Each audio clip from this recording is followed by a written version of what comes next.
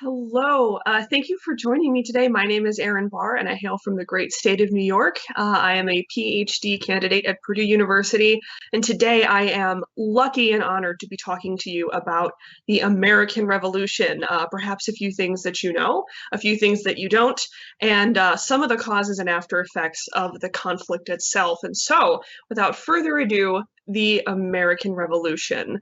So here's a little overview of what we're going to be talking about today. We need to set the stage, right? You know, like any good stage manager knows. Then we're going to talk about how we get to the revolution itself, how it was fought, why it was fought, with what strategy, and then the legacy and aftermath of the American Revolution. So four main parts to our lecture today. And so let's move on to our next slide. We have a series of events here that I'm going to be mentioning on this timeline throughout my lecture today. And the reason I have these up there is because I want you to understand this is a long conflict that is a long road in coming. It sort of begins with the proclamation of 1763 at the end of the 7 Years' War. Those of you in the States might also know it by its other name, the French and Indian War. And then it ends, of course, in 1787, 88, and 89 with the creation and ratification of the U.S. Constitution. And so there's a few themes that I want to set up that you're going to notice today. All of this has to do with larger forces going on throughout the world that the American colonists find themselves caught up in. The first of which is a scramble for empire, having to do with various European nations, especially Britain and France, competing for their own slice of the New World and against each other, and also the bumpy road to modernity, where we have ideas coming from the scientific revolution and the Enlightenment, all sort of mixing and mingling together, creating new thoughts, new ideas, and new understanding of what it means to govern and to be governed. And so those are the kind of themes and the situations that the American colonists themselves have to deal with throughout this 18th century revolutionary period. Moving on to our next slide, here's a little map as the colonists would have seen it of North America during this period. The 13 colonies are a very small area of land when you compare it to what we would think of as the United States today. It's only about 200 miles wide and 1,200 miles long. Travel is nearly impossible over long distances. Roads are in terrible conditions. Not all the waterways are navigable. It's easy if you're trying to go from coastal city to coastal city because, of course, you have boats. But travel over land is incredibly difficult. Remember, it's pretty much horse and carriage, ox and cart, or the 2 feet God gave you, and that's how you're getting from place to place. However, it is a region that is rich in natural resources that are in high demand all over the world. So we're talking about fishing, we're talking about whaling, because whale oil is a very valuable fuel for light. We're talking about fur, which is in high demand among the wealthy of Europe for fashion. But we're also talking about cash crops, such as rice and tobacco, and later things like cotton. However, it's a fairly mobile society. It certainly has its elites, especially in the slave-owning South, where you have very, very wealthy men. And like everywhere, there are poor people, especially in the urban areas when unemployment is a factor. However, the largest slice of the population is a massive group of sort of middling people, farmers, tradesmen, lawyers, teachers, parsons and reverends, people like that, ordinary people, I guess, is what you would call it. It's also a fairly literate and fairly healthy population, perhaps not when compared with American standards, but when compared with European standards across the ocean. However, that prosperity is sort of coupled with two realities. The first reality is that of the 2 million people in these 13 American colonies, 500,000 of them are enslaved African Americans, who of course were brought there against their will in generations previous. And the second reality is that along that western frontier, basically made up of the Appalachian Mountains themselves, is constant conflict with Native Americans along the frontier, who of course were in North America to begin with before the arrival of European settlers. and who are in a constant state of resistance and negotiating for their own existence along the border. So that's kind of the broader sense of the population. Let's zoom in a little bit to the next slide, and we'll look at this trade map here. Those of you who remember your elementary and high school history textbooks will no doubt have seen a version of this image before, perhaps even many times. It's the famous triangle trade. And so, as you can see, you have raw goods, sugar, molasses, lumber, fur, rice, tobacco, all heading up to Great Britain to be either consumed or turned into finished goods. Those finished manufactured goods you see there in blue make their way back to the 13 colonies. And of course, we must not forget that you get enslaved African people coming towards the New World as well. And it forms, more or less a triangle. And this triangle trade is governed by the Enumerated Acts. The Enumerated Acts were laws set up by Great Britain to govern the trade between it and its colonies a century previous to this period, during the 17th century. It's all based on this idea of the mercantile system of economy. You're asking me, Erin, what in the world does that mean? So I'll break it down for you. The mercantile system is sort of a foreshadower to modern day capitalism. And what it means is that the world is full of these resources, and it is the job of nation states to gobble up as many of those resources as possible, as if the world's economic success and resources were a pie.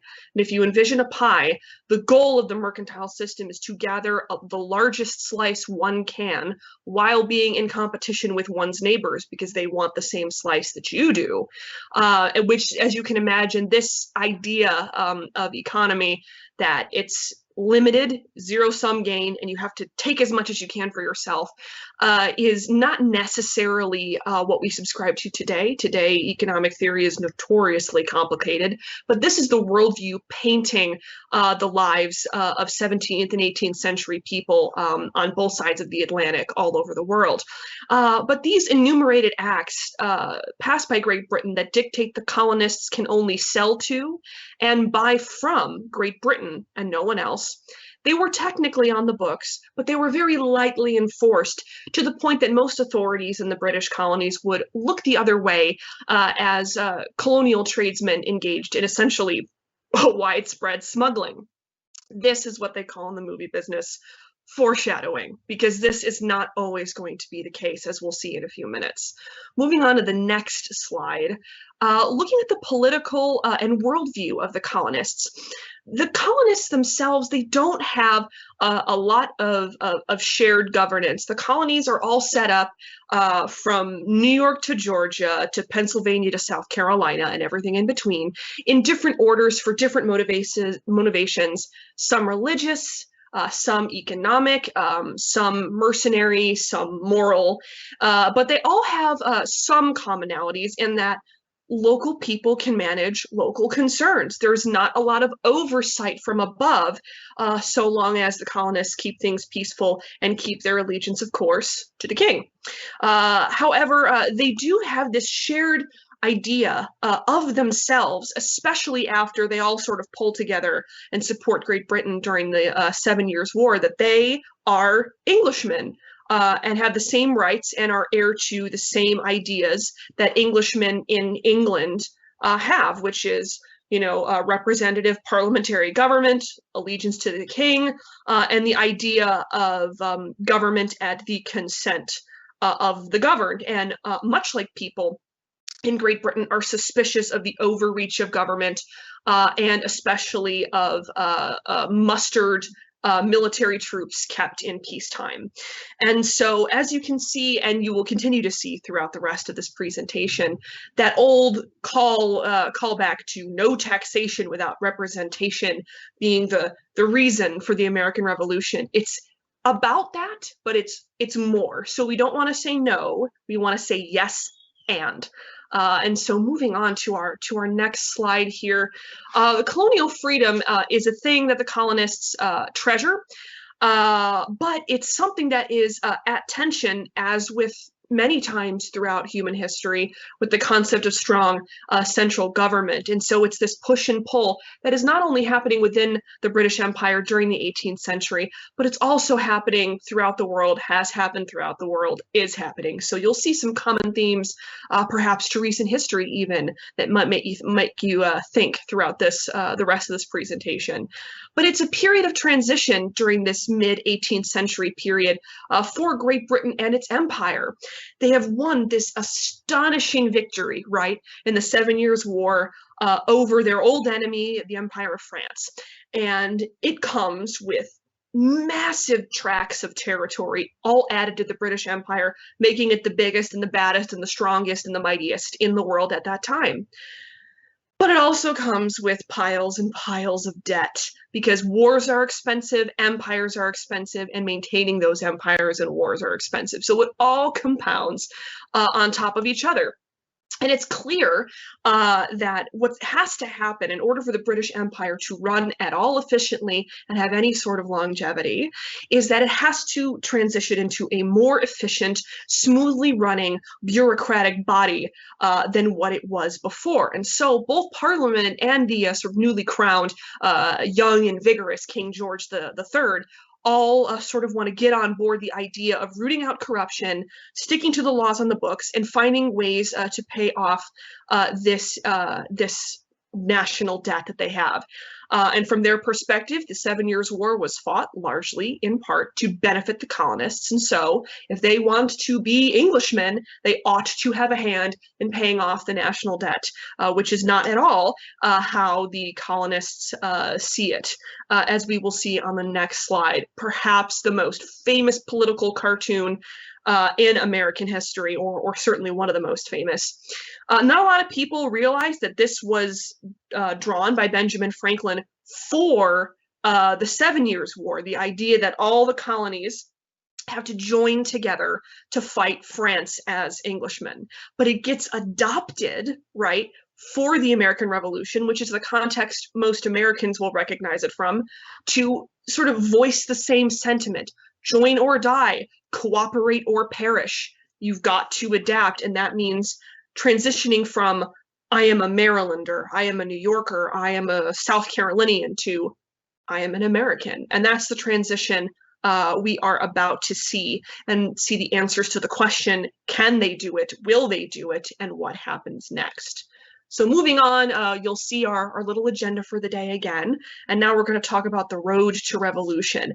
And, you know, to quote from Pink Floyd, if I may, there is no one cause of the American Revolution. Each event is another brick in the wall. Each event is another little tick on the scale, bit by bit by bit, that gets us to verbal hostility, to physical violence, to rebellion, to all-out organized war. And then those are the steps that we are going to see today. So moving on to the next, I love maps. I think they really help us to conceptualize things. So this is a lovely map of the eastern half of what eventually will become the United States. Spoilers. For those of you who weren't aware. But you see there that dark pink area represents the area that British colonists were allowed to settle in following the end of the 7 Years' War in 1763, known as the Proclamation Line in 1763. And that represent the first of three big bones of contention between authority in London and the colonists in the colonies. They thought and believed that winning this territory from France and settling the boundaries between colonial France, colonial Spain, and colonial Britain would allow them to settle further west, scramble for more land, gain more territory. But what they find after 1763 is that the British government wishes to honor the light pink area as a massive Indian reserve, to honor their Native American allies, which fought for them against the French, with the territories that were promised, which angers the colonists quite a bit. The second bone of contention is a removal of the policy of benign neglect. Again, Erin, what does that mean? Be real. Benign, of course, we know, means not bad. Benign neglect, meaning Britain will look the other way as long as you don't, cause a scene or cause problems, and let you smuggle and trade outside of the enumerated acts without, charging you with smuggling and throwing you in prison and charging you a fee. From now on, those enumerated acts and further taxation and trade legislation were going to be enforced seriously and with purpose by colonial authorities, and the bureaucracy of the empire was going to be expanded to account for that. Bone of contention number 2. Bone of contention number 3, 10,000 British regulars were going to remain mustered in the colonies to enforce the will of the British government and especially keep peace along the frontier and try to essentially, from London's perspective, save the colonists from themselves, from getting into conflict with Native Americans along the frontier. The American colonists feel betrayed that they had supported Great Britain in this very dangerous, very costly 7 years of war, while the British government, from their perspective, sees themselves as just enforcing law and order. And so those two different perspectives, as we can already tell, are going to be difficult and nigh on impossible to reconcile. And in fact, they won't be. Moving on to the next slide, we're already upset after, the sort of betrayal of the arrangement after the 7 Years' War. But then we have all these new taxes. Great. We've got a laundry list of them, and luckily for you, there's no quiz at the end of this, so you don't have to remember it for later. But first, you get the Sugar Act and the Writs of Assistance. The clue is in the name. It taxes sugar and products made with sugar, including molasses and rum, which rum, who doesn't love it? It's one of the main beloved drinks of the colonies, but also sugar is not just an ingredient for fun, it's also a key preservative that everybody likes to use. Then it's followed up with the Stamp Act and the Declaratory Act. The Stamp Act essentially is a 1 penny tax on documents. Newspapers, playing cards, marriages, property arrangement, last will and testaments. So people like Thomas Jefferson, who own a lot of land, and John Adams, who is a lawyer, find themselves very affected by this new tax. Then there's the Quartering Act, which says that the colonists have to give the British troops housed in their presence room and board. It's the law. Which is very upsetting and feels like an infringement on privacy and personal property rights. And then, the Townshend Acts are brought in to tax things like tea and reinforce the idea that you cannot buy finished goods from France or Spain or anybody else. You must buy them from Great Britain, and they will be taxed. So not only are they limited to where they can buy, but those prices just went up. And even though, a fair few of them get passed and repealed when there's resistance, it's just a sort of alphabet soup of taxation. So, this is where that no taxation without representation, being taxed without consent, comes into play. But as we have already seen, it's more than that. It's a whole cornucopia of issues, as we will continue to see. Moving on to the next slide, this is when we really transition from general grumble, I hate taxes, grumble, to I am so upset that I will commit acts of violence to show my protest. The first is, of course, the Boston Massacre. An angry, drunken crowd of Bostonians start throwing snowballs and rocks and essentially assaulting some British regulars. They fire in self-defense, killing 5 colonists. They're arrested, put on trial. Among their lawyers is future President of the United States, John Adams, who successfully gets them off on either an acquittal, complete acquittal, or lesser charges of manslaughter, according to British law. What a funny transformation he goes through by the end of the Revolution, right?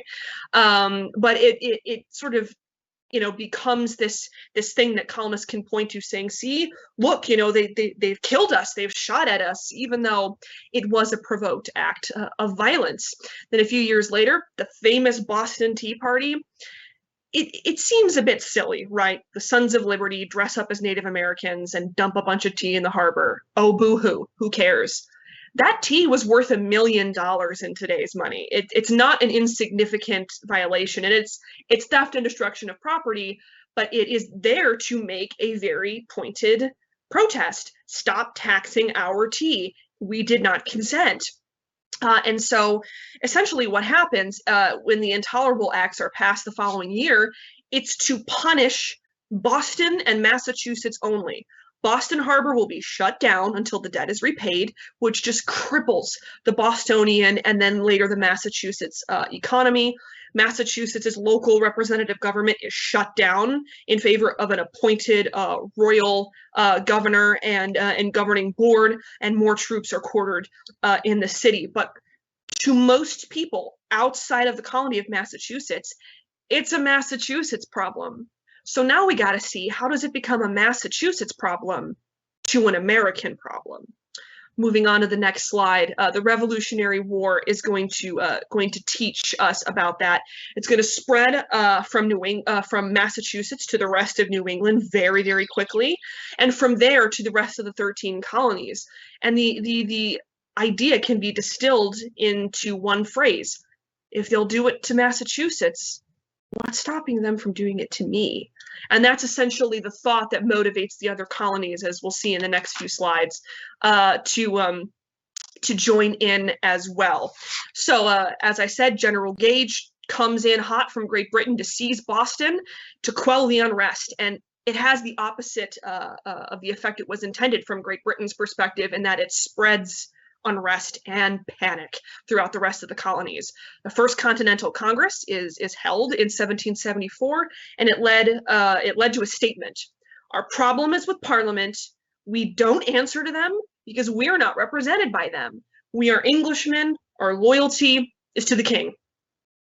Plain and simple. They appealed to King George III for his favor and for his intercession between the colonists and Parliament. So even as late as 1774, the people calling for full independence are a group of radicals, and their ideas are not yet fully considered as valid.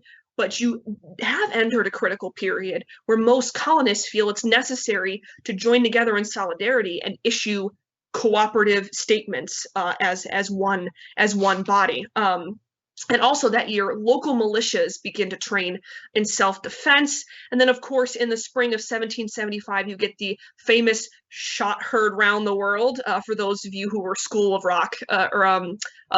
Rock fans back in the day, the shot heard round the world and the start of the Revolution was at Lexington and Concord to prevent British regulars from seizing an armory full of supplies. And the militia ends the battles in a draw with over 200 British casualties and less than 12 American casualties. So it may have been a draw, but the amount of damage that this untrained rabble of militia was able to inflict on British regulars was really a bad PR moment. It was a bad look for the British as they were attempting to calm this region down and bring them to obedience. And also in 1775, our main man, George Washington, gains control of his very own Continental Army. He had served as a colonel in the British regulars during the 7 Years' War. He was a man with experience, one of the only men in the colonies with experience, and he's got the job. And the Second Continental Congress meets in light of Lexington and Concord to decide what to do next. And on the next slide, we'll see what they do next. There are two important documents we want to talk about here. The first is Common Sense by Thomas Paine. Its job is that it's one of the most popular political pamphlets in history. And because this is a more literate than in Europe society, it spreads like wildfire. It's printed 2, 3, 4, 5, 6 time after time after time again. And it appeals with its common language and its common sense to ordinary people who don't know much about Jean-Jacques Rousseau or Voltaire, but they know that they don't like what's going on, but they need the verbal tools, the vocabulary to explain what they're feeling and thinking. And Common Sense, Thomas Paine threads the needle between explaining things to ordinary people without talking down to ordinary people. And of course, that same year, one of the most famous paintings in American history, the Declaration of Independence. And essentially, it is the elites of the colonies, the 13 colonies, presenting themselves as a united front with a list of well-explained, carefully worded grievances. And of course, Richard Henry Lee of Virginia's famous words that the colonists have a right to and ought to be independent states, and that is what they are intent on doing. And in response to that, General Howe brings 32,000 troops to New York Harbor and seizes New York City. Oops. And so that response shows that the British are past the point of talking. So it's a good thing that they already have George Washington on the job. However, when General Howe seizes New York City, he fails in one key way. He fails to capture Washington and his army, and they escape up north and see victories at Trenton and Princeton in 1777, the following year. Moving on to our next point, again, we're spreading out of New England now, and the conflict is all 13 colonies. And as all 13 colonies present themselves in the Declaration of Independence, the British military begins to engage them all across the region. The militia is a constant problem for Washington. On one hand, he needs them because he needs more men, and those militia, they know their local area, they know the ins and the outs, but on the other hand, they're just as likely to cut and run as stick it out and help you. Those of you who are fans of the movie The Patriot, you know, if you know, you know. But Washington has his own problems. His regular Continental Army is plagued with high desertion rates and supply woes because, you know, the American colonists are essentially having to create a military industrial complex from nothing, which is harder than one might think. But Britain has its own problems. Its generals are constantly engaged in a bit of a vanity contest. Each of them wants the glory for the victory, but none of them wants to cooperate. They're spread too thin. They have logistical problems, and they face a harsh population that's hostile to them as they go from region to region. We in the United States don't often see it this way, but we have to remember that the American Revolution is as much a civil war as the American Civil War was, because support for independence was never universally beloved. Many people were neutral as long as they were allowed to live in peace, and just as many people were ardent pro-independence people as were ardent loyalists to the king. And we have to remember that. So the British may have been welcomed in one town, but they'd be driven out of the next one. And of course, these disagreements famously between Generals Howe and Burgoyne leads to another much needed victory at Saratoga, New York for Washington in 1777. However, that's quickly followed up by the brutal winter at Valley Forge in the winter of that year into 1778. Why did I say the victory at Saratoga was important? Moving on to my next slide here, it's important because it brings in the French. Why, in the name of all that is holy, do the French, who are a monarchy and are an empire, want to support a ragtag group of colonists trying to get rid of their monarch and their empire? Simple. The enemy of my enemy is my friend. War and revolution make strange bedfellows, as we see in any conflict in human history. You see friendships that make you go, huh. France, coming off its humiliating defeat in the French and Indian War at the loss of large swaths of their empire, see an opportunity to get back at Great Britain, re-engaging in their centuries of back and forth with each other. And that's key for us, and it's key because the American Revolution was not won and could not have been won without global support from France and from other nations, as we'll see later on today. And so Saratoga was Washington's great victory, right, that he could hail to the French. See, if you give me the resources, I will hand you a British defeat. But it all was not well for Washington and its army. If we move on to the next slide, this map is a military map of the encampment of the famous Valley Forge winter, where men starved and died of malnutrition and exposure in the snowy cold for months and months and months. And I'm going to talk about what it meant to be a soldier during this period. It was brutal. You couldn't fight in the winter until the modern era, until World War I, really, due to snow. You have to march your army on foot or by cart, and especially in Northern America, the snow is waist high or worse, and the temperatures are 30, 20, 10 below 0 degrees Fahrenheit. And you can't fight a military engagement that way. So both sides have to just hunker down for the winter, every winter until the spring fighting season comes in. It's true in the Napoleonic Wars. It's true in the American Civil War. This is just what it means to fight a war in this period. But moreover, the American Revolution sees more deaths by disease than it does by the bullet or by the cannonball. And this is because, it's a lack of understanding of any kind of germ theory or sanitation.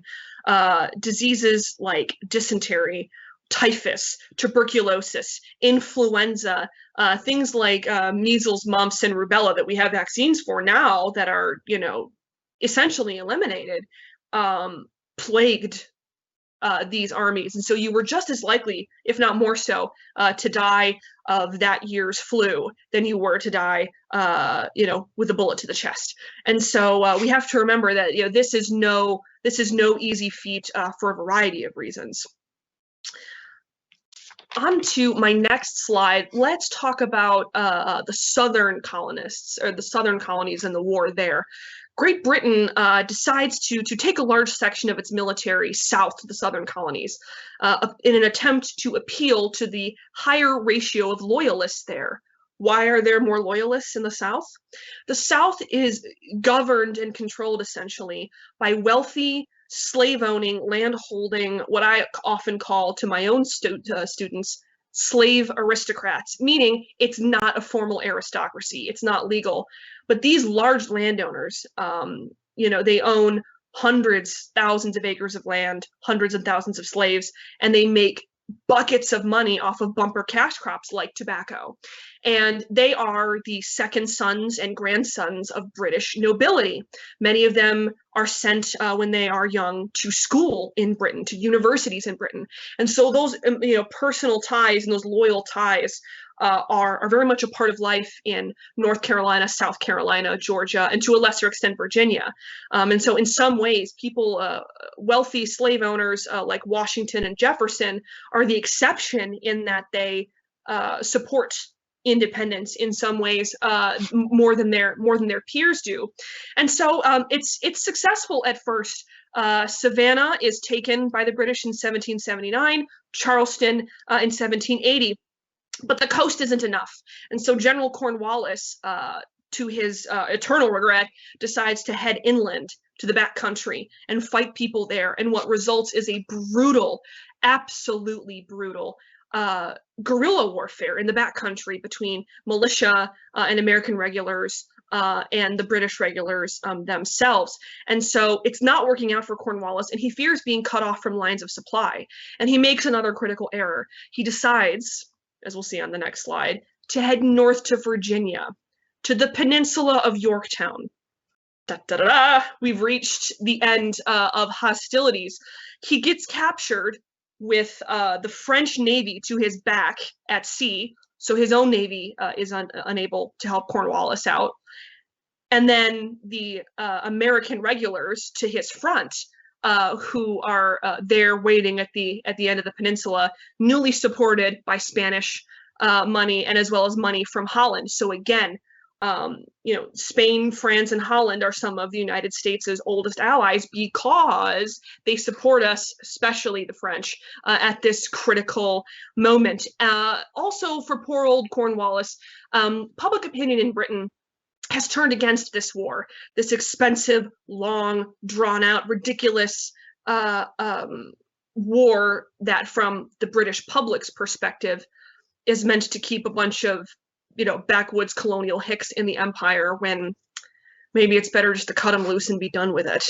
And so it's over at Yorktown with the surrender on the 19th of October, 1781. However, that famous phrase, we've won the war, now we must win the peace. Well, on the next slide, we're going to see about how we won the peace and created a nation.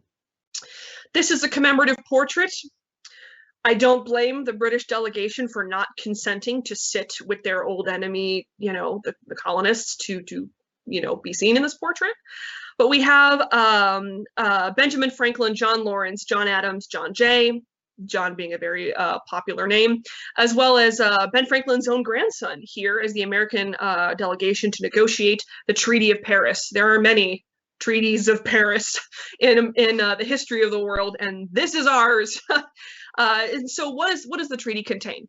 The treaty contains recognition of the United States as an independent nation. We retain fishing rights. It sets the border as east of the Mississippi River with free transit along the Mississippi River for everyone.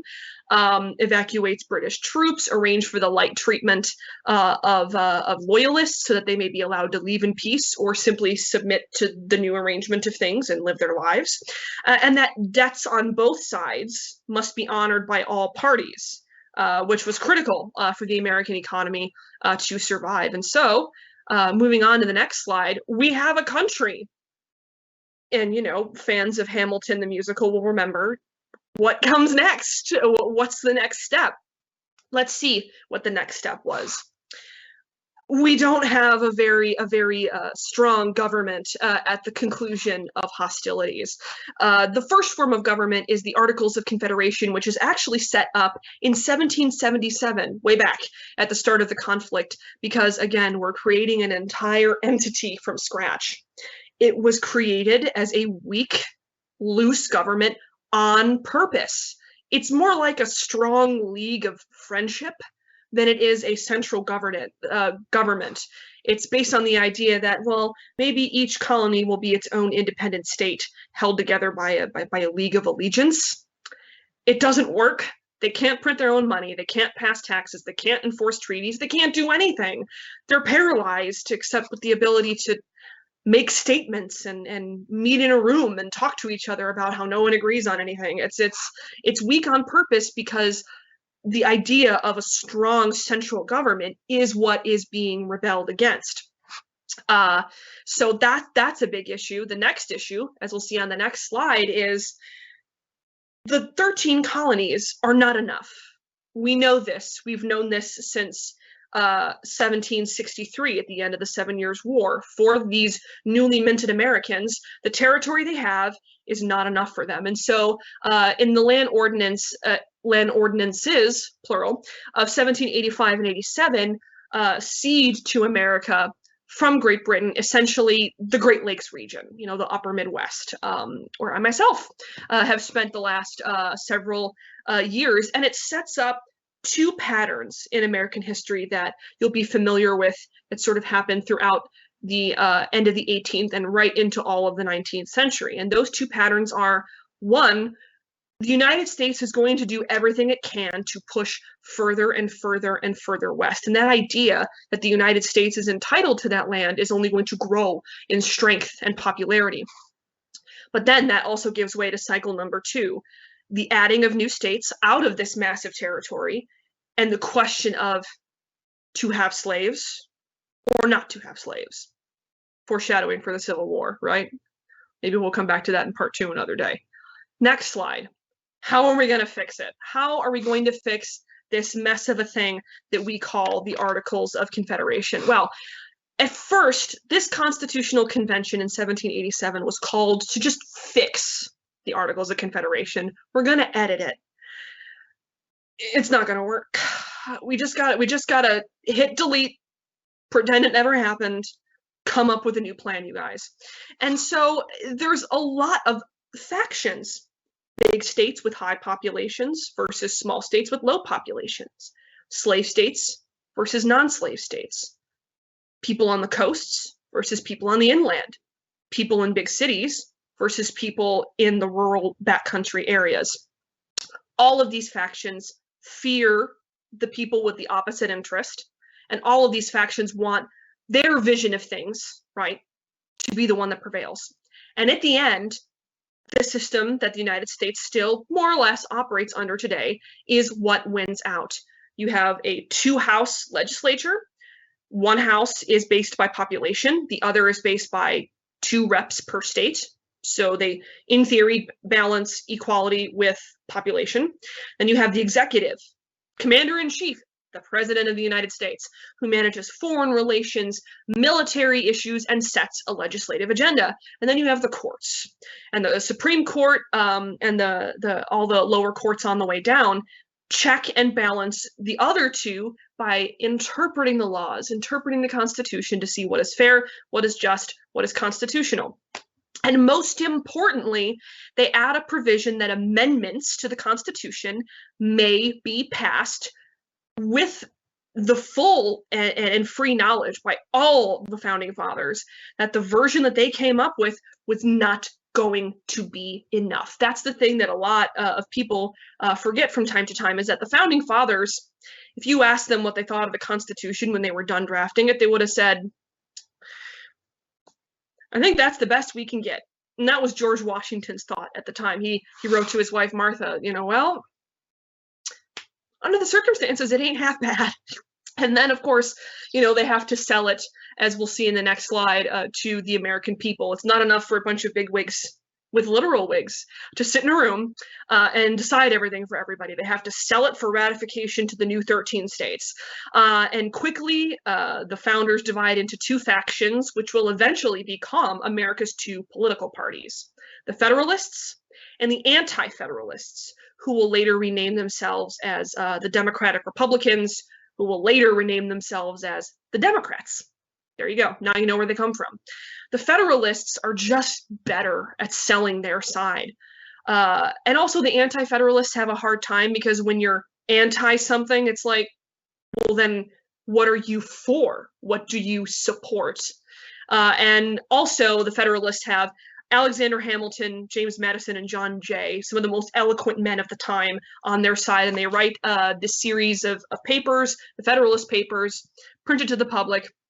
It was one of those things where it was printed anonymously, but everybody knows who really wrote them. It's kind of an open secret, and it convinces the American public. So 1789, thank God, we have a Constitution that we can abide by.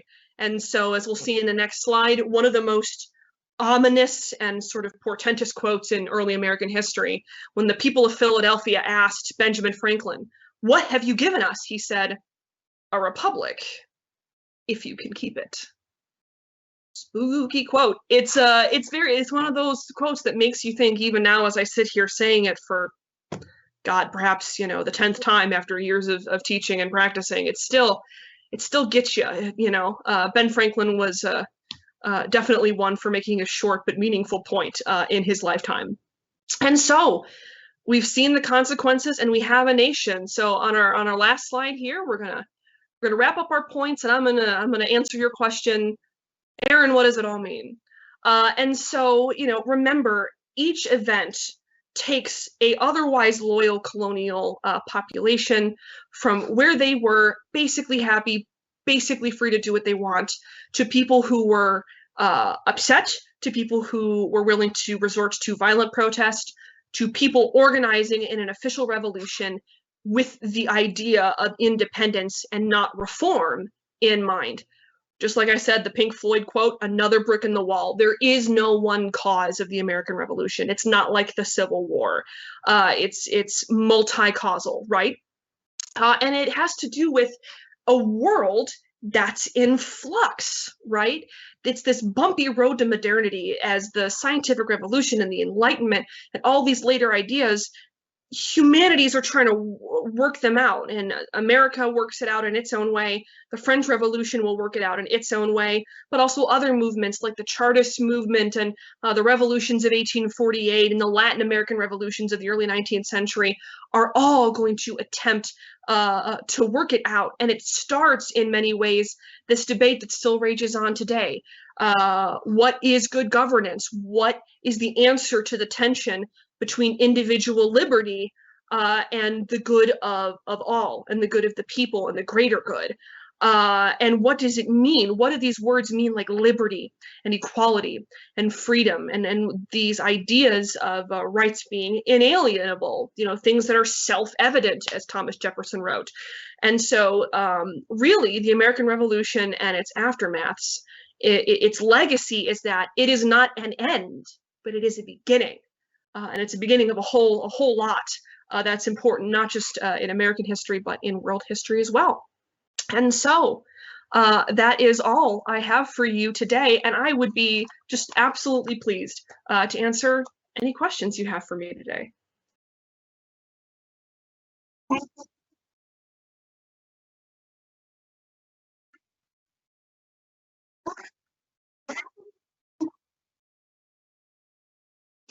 Right. So the Stamp Act is very controversial, mostly among the people who were most affected by it. So, if you look at a roll call of the founding fathers, as I might have mentioned, it's landowners, businessmen, and lawyers, who in the colonial world are the people who are going to be in need of official stamped notarized documents the most. And so, ordinary people, someone who is, a shoemaker perhaps, he, may not like paying a tax on his newspaper or his playing cards, but it doesn't represent necessarily a huge part of his income. But a lot of these, elite men in colonial society, and people engaged in these certain professions, they find a large chunk of their money being spent on these new taxes.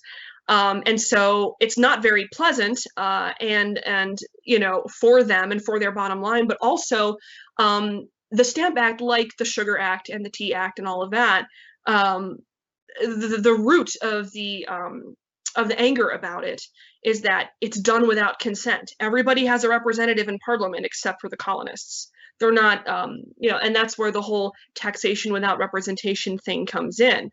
And we saw today, it's not the only thing that makes them upset, but it's definitely the series of taxes of which the Stamp Act is a part.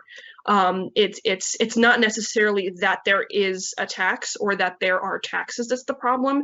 It's the way that British authorities are going about it after years of that sort of benign neglect that really, grinds their gears, so to speak.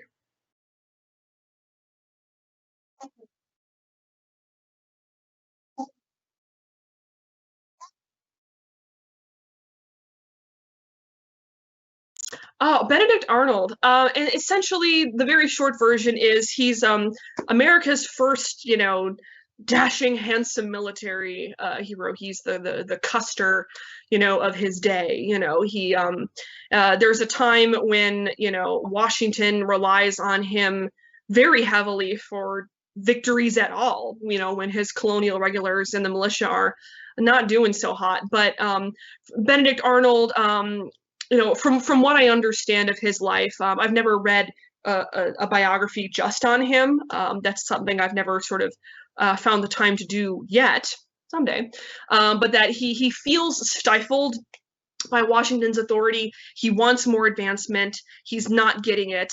And when, after several appeals from British authorities in secret, he sort of says, well, if I can't get what I want from the American side, he turns coat, to the point that calling someone a Benedict Arnold is now a dirty word.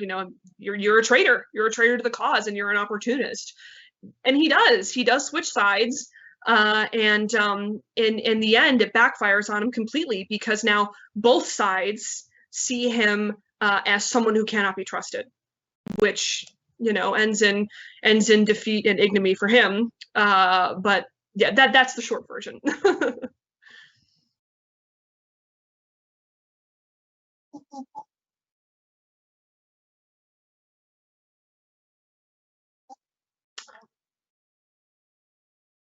I most certainly can. Right through the War of 1812, Native Americans tried to use conflicts between Europeans and then later Americans of European descent to their advantage, right? They're in a very unenviable spot with, incursions from colonists just pushing back and back and back further west into their territory. These are independent nations and peoples and cultures who rightly see their way of life as at risk, because it is, by the incursion of Europeans into their continent. And so Native Americans, fight on both sides in the French and Indian War, the 7 Years' War. And so too is the case in the American Revolution.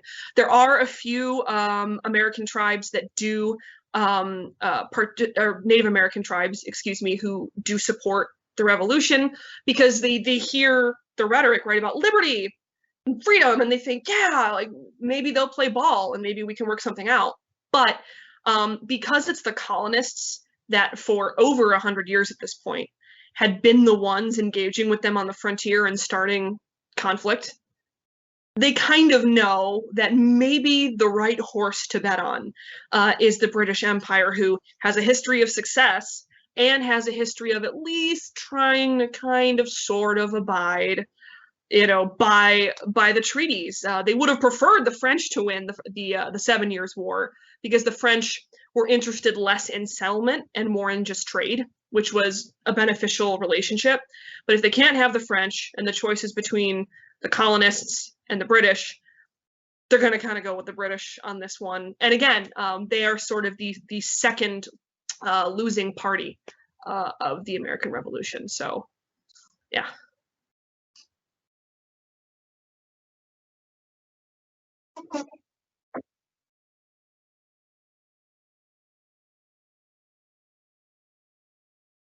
The British are very effective. I don't know as much actually about the naval battles as I would like, but what I do know is that the Americans have almost no navy to speak of, and they are up against one of the best, if not the best, navies in the entire world. Right? It's one of the biggest centerpieces of British history is the strength, rule Britannia. It's one of their biggest strengths. But no, that gives me food for thought. But I know that the colonists themselves, they don't have a lot of naval capability, which is why they are so very dependent on the French. Once the French are brought in and they bring their navy over, that is what helps them clinch the victory at Yorktown and signals to the British that this is a losing game, and we cannot come back from this. We cannot recover from the loss at Yorktown, because now they have a navy, brought by the French. So, game over, man. But before that, the absolute supremacy that the British have allows them to control Boston and New York City for most of the war, and allows them to take coastal cities of Savannah and Charleston towards the end. So, yeah.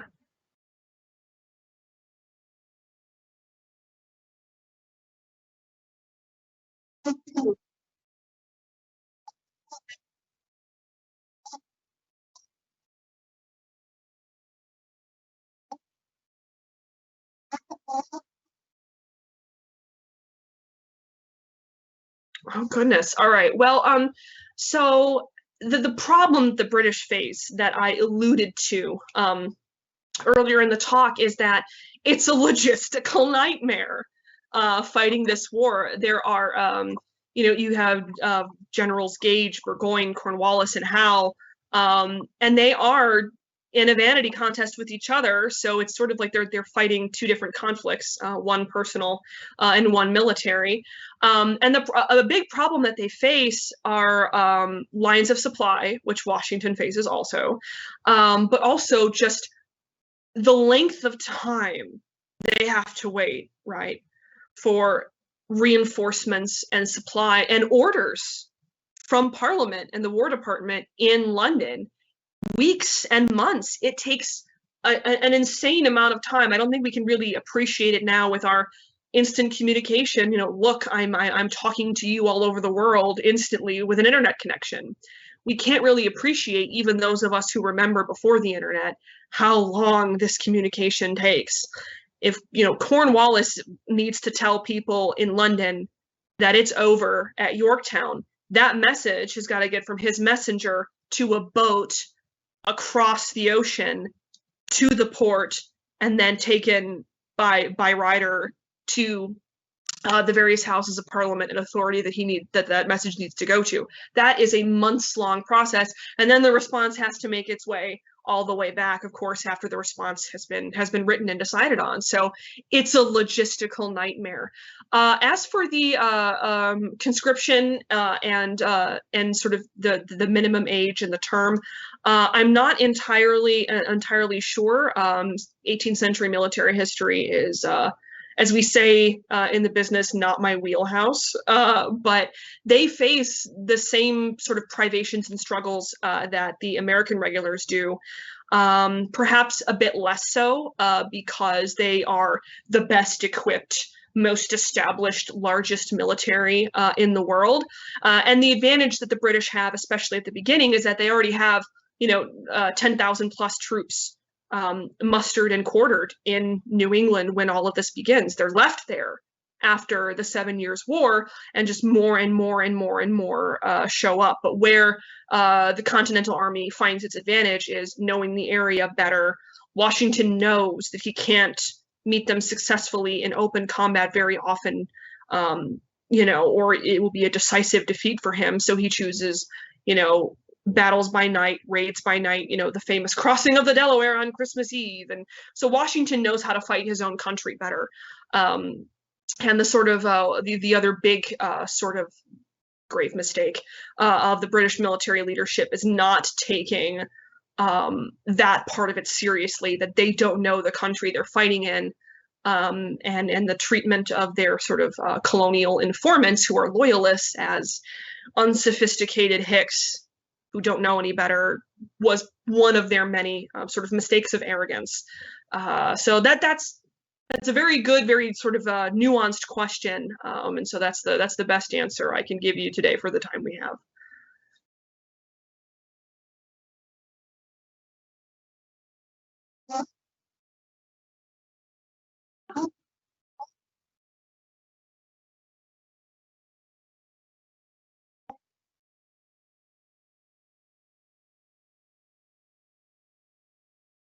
That's a very good question. Chew on some politics, right? So no, they didn't. They didn't anticipate it because, again, from British Parliament's perspective, these are practical measures, pragmatic measures. The empire has grown exponentially over the preceding few generations, and it's clear that this sort of benign neglect way of running the empire cannot be sustained, right? It can't be sustained. Money is being lost through, trade taxes and duties, import duties, export duties, allowing colonists to sell and buy from whoever without, really abiding by the enumerated acts and the trading legislations that were already on the books at the end of the 7 Years' War.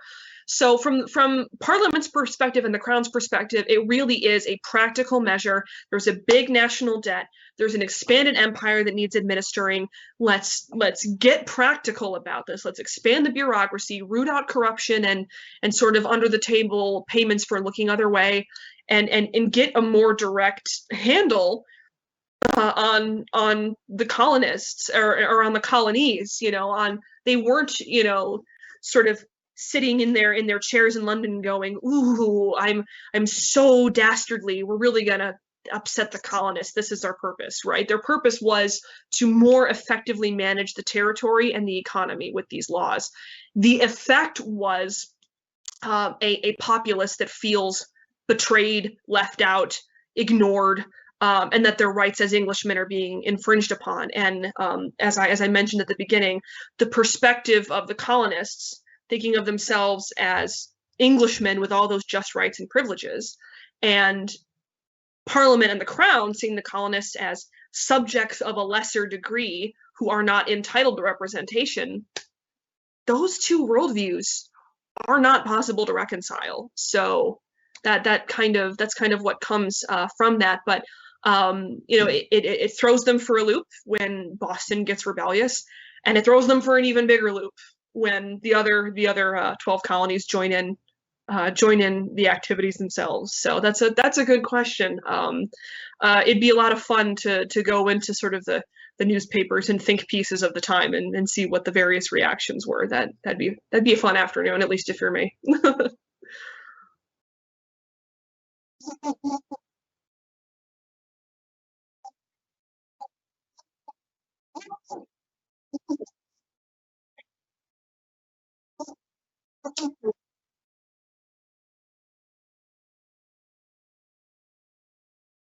Mm-hmm. Well, it's, nailing down public opinion is tricky now. even trickier then. There's not really a lot of mass media. There's no one polling body, like Politico or Fox News or CNN News or whatever. So it's hard for historians to kind of get a handle on it. But what we do know is, as I said, this is as much a civil war as it is a revolution. At no point do all of the colonists, even at the heart of it in places like Philadelphia and Boston, all get on board with the revolution. You have a lot of opportunists and grifters who lay back in neutrality to see how the opening engagements go, to see where their loyalties lie and where they will declare. And you have just as many people who are loyalists and who stay loyal and who hightail it for Canada or back to Britain or other British territories when this is all over. It's part of the Treaty of Paris. Ethical treatment of loyalists. No retribution. No, hang, drawing, and quarter them, or seizure of their property. But I would say it's, as I mentioned, bricks in the wall. There's a lot of turning points. I think that the Boston Massacre is a big turning point for New England. And, because sort of the regions of the 13 colonies kind of have a lot in common, and they kind of move as larger puzzle pieces within the 13 colonies. And it's the outbreak of violence in Boston, and then the harsh punishments brought down on the colony of Massachusetts as a result that make the rest of the colonies, which have populations that are upset and disgruntled and annoyed with British authorities, think, oh my God, if they do that to them, what's to stop them for coming for me? And then I'd say the other big turning point would have been the pamphlet Common Sense a few years later, and the Declaration of Independence coupled with it, because the Declaration of Independence presents a united front, and Common Sense appeals to the common people. So nailing down the one day and the one event that really turns the population is one of those things that can be debated and discussed probably until the end of time. But from where I sit, those are the big turning points.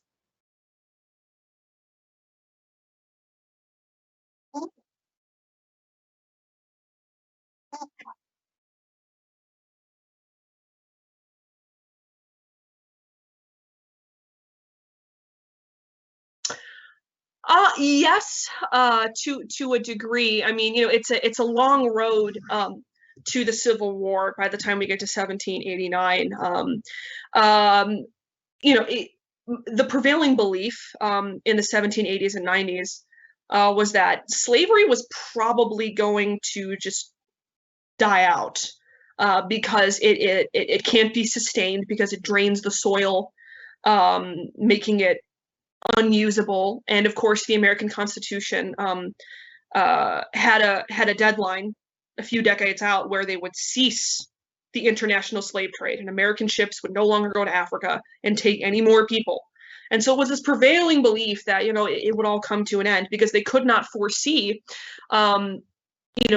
industrial farming technologies coming into play that made chattel slavery and that style of agriculture more profitable than it had ever been before. And that situation is a far cry from Thomas Jefferson's day, where his estate of Monticello was heavily in debt, and his fancy house and clothes was a facade for deep, deep debts.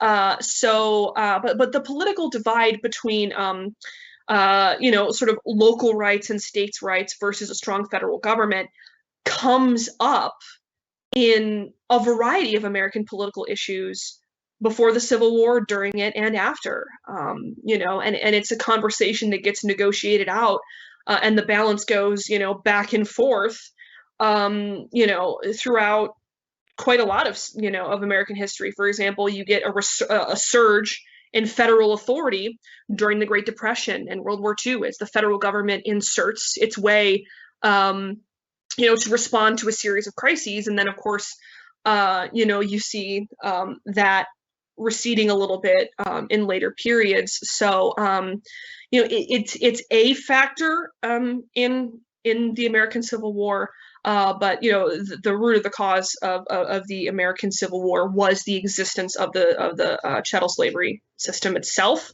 and the debate between federal power and local power was gave people the language to talk about the slavery issue. So that might be one way to think of it.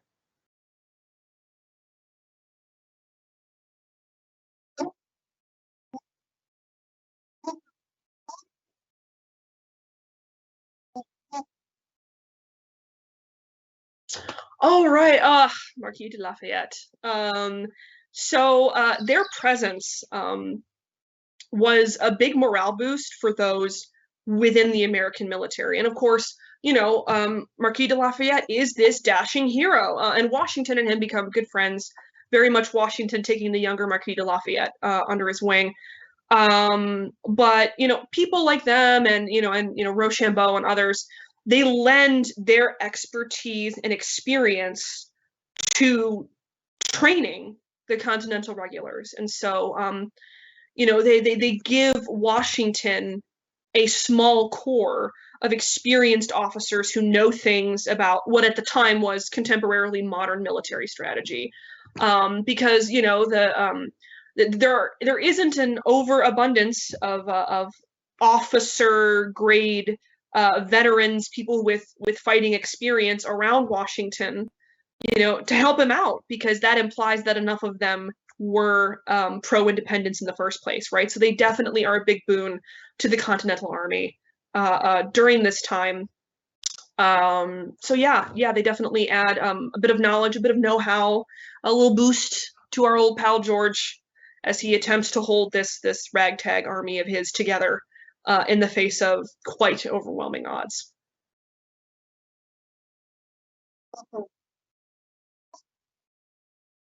Right.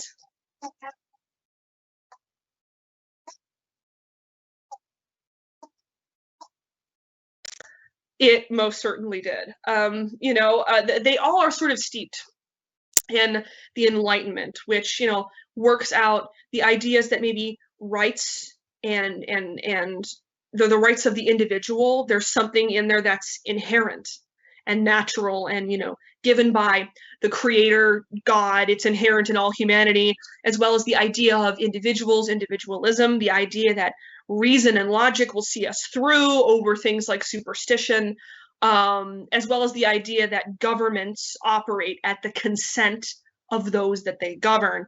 A lot of this comes out of the Enlightenment. And so the men like Jefferson and Washington and Richard Henry Lee and Ben Franklin and John Adams, they're all steeped in these Enlightenment ideas as much as Robespierre and the leaders of the French Revolution were, even more so because a lot of Enlightenment thinkers were French or came out of France.